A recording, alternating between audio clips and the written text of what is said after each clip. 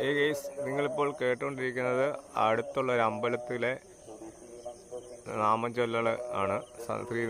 ശ്രീസന്ധ്യ സമയത്തെ.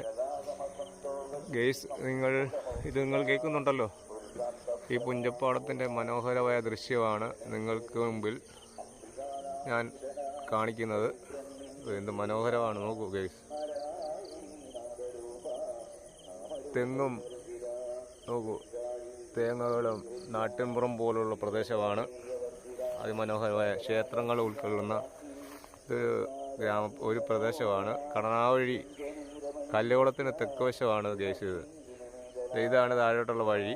വാഴകളും തോപ്പുകളും തെങ്ങും തോപ്പുകളും കുളങ്ങളും എല്ലാം ഉണ്ട് ഗെയ്സ്. ഇവിടെ അതിമനോഹരമായ സ്ഥലമാണ് ഗെയ്സ്. എനിക്ക് ഇതിനെക്കുറിച്ച് വർണ്ണിക്കാൻ അധികം അറിയില്ല, എങ്കിലും ഇതൊരു അമ്പല ക്ഷേത്രത്തിൻ്റെ കുളമാണ് ഗെയ്സ്. അതിൽ മനോഹരമായ മീനുകൾ നിങ്ങൾക്ക് അടിക്കുന്നത് ശ്രദ്ധിച്ചു കഴിഞ്ഞാൽ കാണാൻ സാധിക്കും. ഇത് അമ്പലക്കുളമാണ്. ഇത് അമ്പലക്കുളത്തിലെ ചൂരൽ എന്ന് പറയുമ്പോൾ നമ്മുടെ നാട്ടിലെ ചൂരൽ, പണ്ട് കുട്ടികളെയൊക്കെ അടിക്കാൻ ഉപയോഗിക്കുന്ന ചൂരലാണ് ഗെയ്സ്. ഇതാണ് അമ്പലക്കുളം.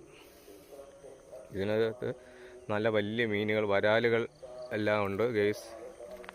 നോക്കൂതേ ഗെയ്സ്, പുഞ്ചപ്പാടത്ത് കൃഷിയില്ലെങ്കിലും കൊക്കുകൾ ഇഷ്ടംപോലെ ധാരാളം കൊക്കുകൾ പറന്നു പോകുന്നുണ്ട് ഗെയ്സ്.